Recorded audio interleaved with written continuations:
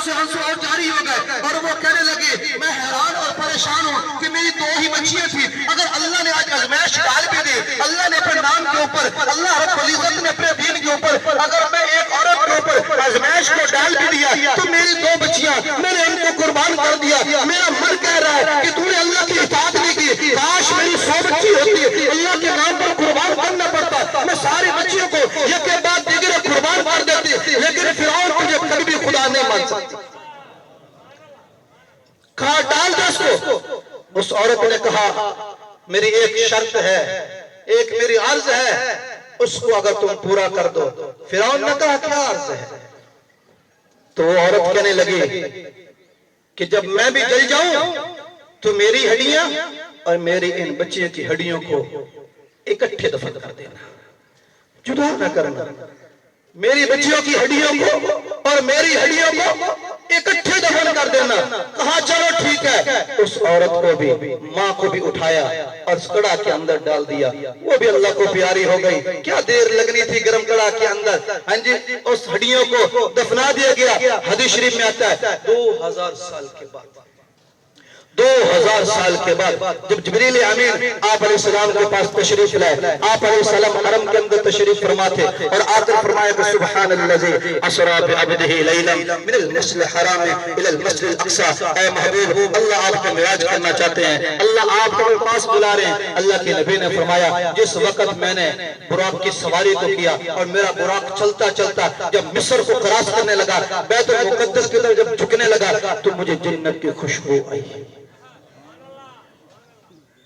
میں نے کہا جبریل جنت کی خوشبو آ رہی ہے، پیچھے تو نہیں آئی، اتنا سفر طے کیا، یہاں سے جنت کی خوشبو آ رہی ہے۔ جبریل امین کہنے لگے کہ یا رسول اللہ ہاں یہاں سے جنت کی خوشبو آ رہی ہے۔ فرمایا کہ فرعون کی ایک باندھی تھی، اس نے اللہ کے نام پر اپنی بچیوں کو قربان کر دیا، اس ماں نے اپنے آپ کو قربان کر دیا اور اس جگہ اس کی ہڈیاں دفن ہے، اس دن سے لے کر آج تک اس جگہ سے جنت کی خوشبو آ رہی ہے، قیامت تک آتی ہے۔ پھر جو اللہ کے نام پر قربان ہوتا ہے اللہ پھر ان کی قیمتیں یوں لگاتے ہیں۔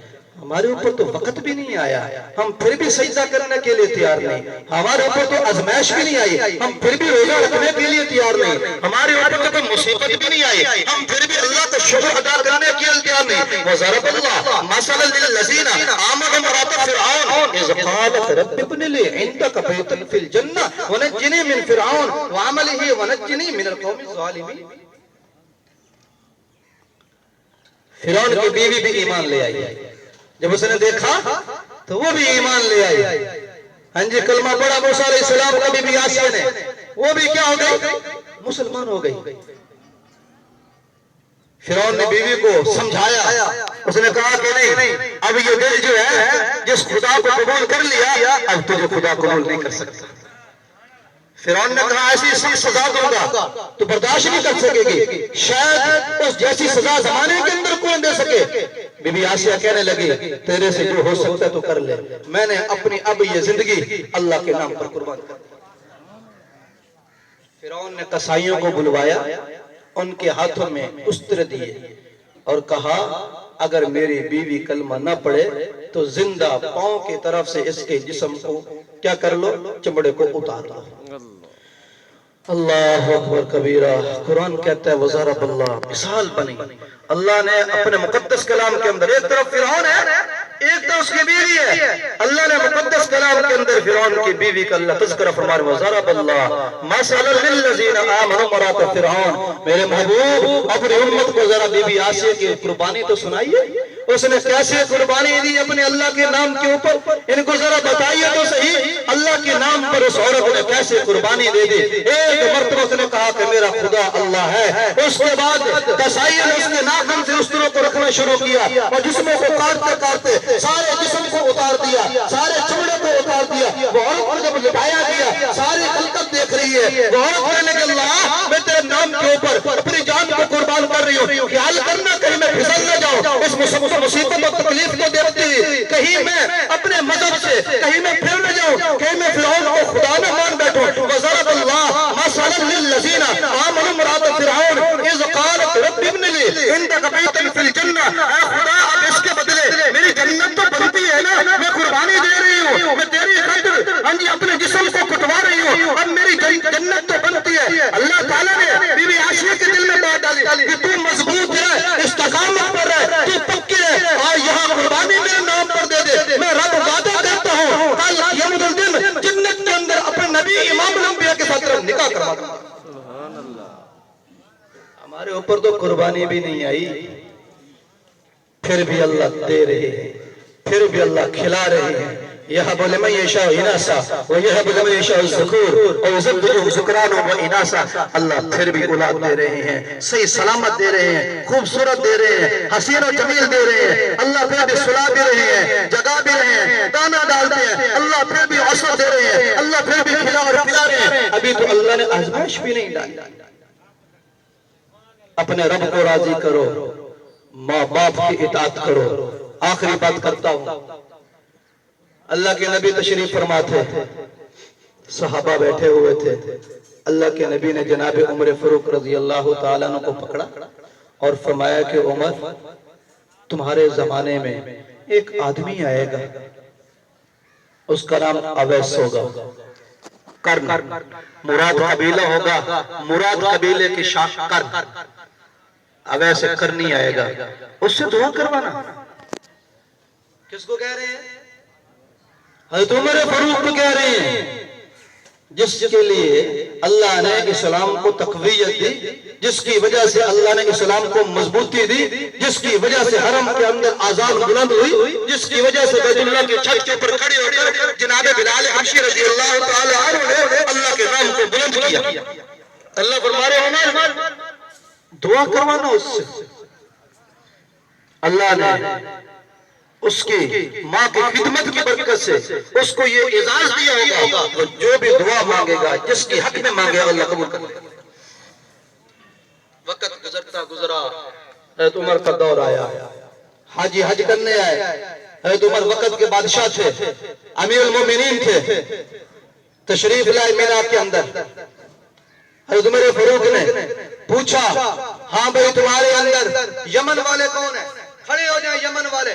باقی سب بیٹھے رہے, صرف یمن والے کھڑے ہو گئے. یمنی سارے حاجی کھڑے ہو گئے. فرمایا ان کے اندر مراد قبیلے والے کھڑے ہیں, باقی سب بیٹھ جائیں. سب بیٹھ گئے. مراد قبیلے میں سے, کرن میں سے ایک آدمی کھڑا تھا.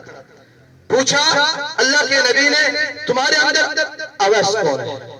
فرمایا کہ میرا بھتیجا ہے, ابھی یہاں نہیں ہے, اونٹ چرا رہا ہے, وہ فلاں جگہ پر ہے. حضرت عمر فاروق اور جناب علی المرتضی وہاں تشریف لے گئے. دیکھا رنگ کا کالا, رنگ کا کالا, درمیانہ قد, شکل بھی کمزور, رنگ بھی کالا, شکل بھی کمزور, اور بیٹھے ہیں. حضرت عمر رضی اللہ تعالیٰ جا کے اس سے بات چیت کی اور بتایا کہ میں عمر ہوں, امیر المومنین ہوں, ہاں جی, اور کہا کہ ہمارے حق میں دعا کرو. جب یہ بات کہی تو اویس کے پاؤں سے زمین نکل گئی, تھر تھرانے لگے. کہا حضرت میں نادان چیز آپ کے حق میں دعا کروں, آپ صحابی, پھر صحابہ میں سے اکابر میں شیخین میں سے میں دعا کروں, ایسا نہیں ہو سکتا.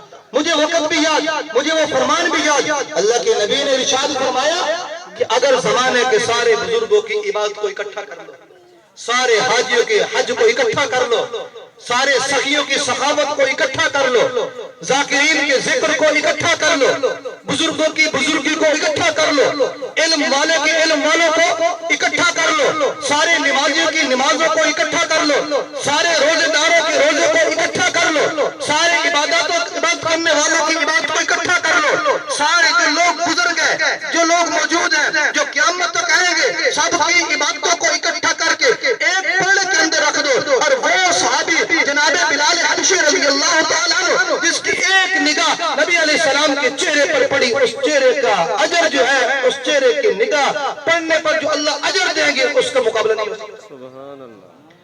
تو میں بھلا آپ تو عمر ہے. اللہ کے نبی نے بلال کے بارے میں فرمایا کہ بلال کی ایک نگاہ جو میرے چہرے پر پڑی, اللہ نے جو اس کو اجر دیا, قیامت تک بزرگوں کے بزرگ کو اکٹھا کر لو تو اس کے اجر کو نہیں پہنچ سکتے. میں تو آپ کے قدموں کی دھول کے برابر بھی نہیں, بھلا میں کیسے دعا کر سکتا ہوں. فرمایا اویس دعا تو کرنی پڑے گی. میرے نبی نے فرمایا دعا کر. کہا کہ میں دعا نہیں کر سکتا, میں بولا کیسے دعا کروں؟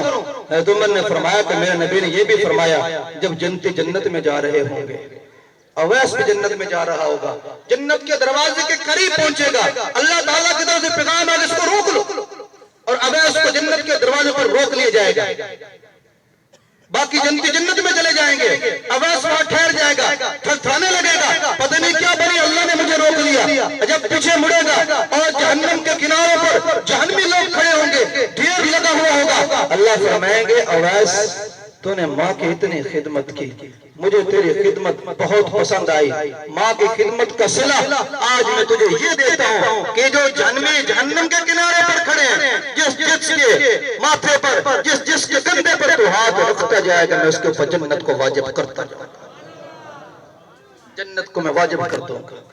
یہ ہے ماں کی خدمت۔ اویس دعا کرنی پڑے گی۔ بھلا مجھے بتاؤ عمر کو کیا ضرورت تھی اویس سے دعا کروانے کی؟ مولا علی جناب علی المرتضی رضی اللہ تعالیٰ کو کیا ضرورت تھی جناب اویس سے دعا کروانے کی، جن کے بارے میں اللہ کے نبی نے خود فرمایا عمر فی الجنہ علی فی الجنہ، اللہ کے نبی نے خود فرمایا عمر میں جنت کے اندر تیرے محل کو دیکھ کر آیا۔ کیا ضرورت تھی عمر کو دعا کروانے کی؟ اللہ کے نبی نے فرمایا میرے صحابہ کی جماعت کے اندر واحد عمر ہے جس کی زبان پر ہمیشہ حق چلتا ہے۔ اللہ کے نبی نے فرمایا میری جماعت کے اندر واحد عمر ہے کہ شیطان بھی اس کا راستہ چھوڑ دیتا ہے۔ اللہ کے نبی نے فرمایا واحد عمر ہے جس نے بھی ہجرت کی، چھپ چھپ کی ہجرت کی، کسی نے واضح آ کر سامنے آ کر ہجرت نہیں کی، واحد عمر ہے جب ہجرت کرنے کا وقت آیا اپنے گھر سے ہجرت کی تیاری کی، ساز و سامان کو لیا، دیکھا کہ مکہ کے چودھری حرم کے اندر بیٹھے ہیں، اپنی پنچیتیں لگا کر بیٹھے ہیں، عمر نے تلوار کو نکالا، نیام سے نکال کے جناب عمر فاروق حرم کے اندر تشریف لائے اور کہا کہ چودھریوں مکہ کے میں عمر ہجرت کرنے والا ہوں، اور جس نے میرا مقابلہ کرنا ہو، جس نے مجھے روکنا ہو روک کر دکھاؤ۔ چودھریوں کی آنکھوں کے سامنے اس عمر نے بیت اللہ کا